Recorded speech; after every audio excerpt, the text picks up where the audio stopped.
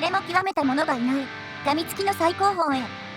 1000年に一人の天才が古式相撲をもって新たな境地へ向かいます。今回は新旧ラスボス対決ジャックハンマー VS ノミスクネを紹介します。思いがけない凄惨な結果にご老公も大興奮。ゴードを極めたいと思っている人は高評価に向かって回転しながらの噛みつき攻撃、お気に入りのシーンやキャラをぜひ教えてくださいね。地上最強の生物半馬裕次郎の息子であり半馬刃の異母兄弟。骨延長術を繰り返しその身長はなんと243センチ。バトルに負けるたびに骨延長を行っていましたが、さすがにもう打ち止めらしいです。過激すぎるトレーニングにより体がついてこれず貧弱な体格だったジャックでしたが、薬物によって最強の肉体を手に入れました。薬物をゴリゴリ食べる姿はちょっと気持ち悪いですね。打撃系の格闘家として隙のないジャックですが、得意技はなんと噛みつき。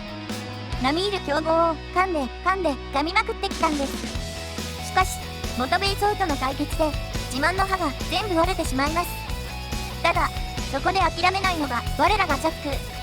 チタン製の総入れ歯に変え激しいトレーニングの結果噛みつきを高度にまで高めたんです。その威力はまさに未知数。歯の力でバーベルを持ち上げたり木にぶら下がったりと常識では考えられないことをやってのけます。動物界噛みつきの最高峰のチベタンマスティフでもジャックにとっては弱点丸出しのただのワンちゃん。相手にすらしてもらえません。ただあまりにもその光景が異常すぎて周りがついてこれません。周囲の反応を気にすることもなく我が道を進むジャック。スクネとの一戦を心待ちにしているようでした。バキ道の後半に突如飛び出たノミスクネの名前。その神秘的な逸話にファンママキさえ驚きを隠せませんでした。相撲の始祖とも言われるノミスクネの名を過去に1000年間で唯一継いでいる2代目スクネ。石炭を握ってダイヤモンドを作る驚異の握力を持っています。その握力を使った投げ技は回しいらす。なんと相手の骨を筋肉の上から掴んで投げるんです。もちろん投げられた方がタダで済むはずがありません。ぽっきり肋骨や肩甲骨が折れてしまいます。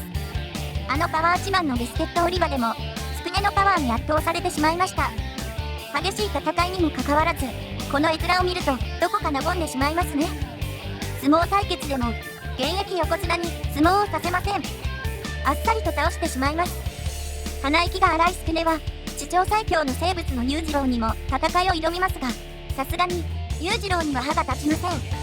気絶されはしますが裕次郎に認められました。そんなスクネも徳川邸でジャックとご対面。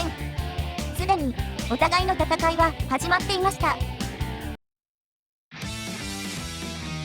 徳川邸で飛行を行うスクネを目の当たりにしたジャックはスクネのただごとではない強さに見入ってしまいます。無造作にスクネに近寄るジャックを見てスクネもジャックの強さを感じ取るんです。正面から向き合う両者。並んでみるとジャックの規格外の大きさがよくわかりますね。対戦を切望していたことを聞いたと告げるスクネに対し今からでもいいと返すジャック。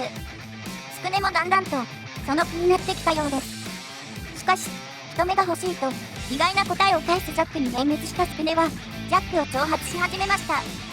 特大の肉体に極小のメンタル。言い終わらないうちにジャックの剛腕がスクネを襲います。ジャックの攻撃を体で受け張り手を返すスクネ。しかしスクネの左手の小指はジャックの口の中にあったんです。その常識外の光景に唖然とするスクネ。痛みよりも驚きが勝っています。躊躇なく小指を味わうジャック。徳川の悲痛な叫びもジャックには届いていません。ゴ道の流儀を伝えるジャック。その上でスクネとの闘技場での戦いを望みます。もちろん引き受けるスクネ。小指の損失はジャックに対するハンデだと言って抜けました。埋め尽くされた東京ドーム地下の闘技場。ジャック VS スクネの対決が今行われようとしています。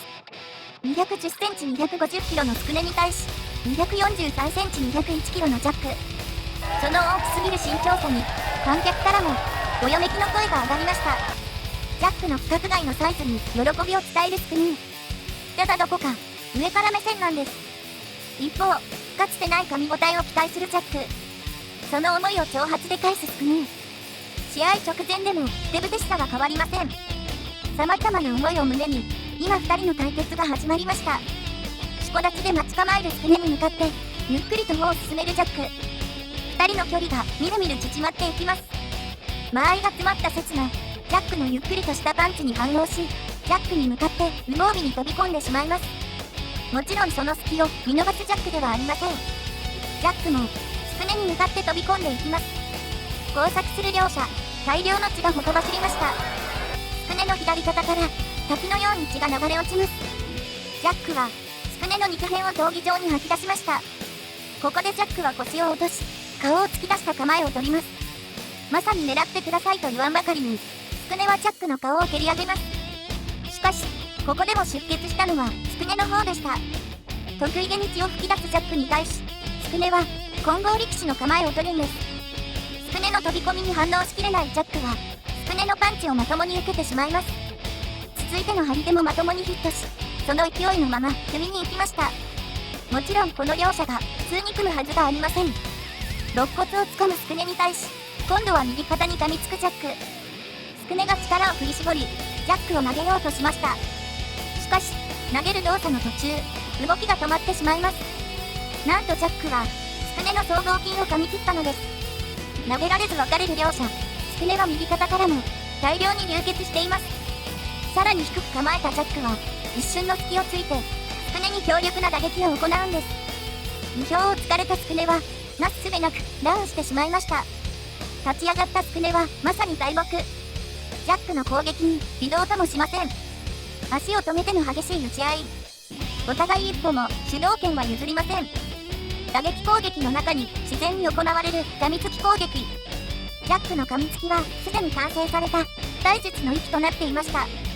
しかし、それでも勝利を諦めないスクネは、わざとジャックに頸動脈をかませ、隙を見せた瞬間に、骨投げで激しくジャックを地面に突き刺しました。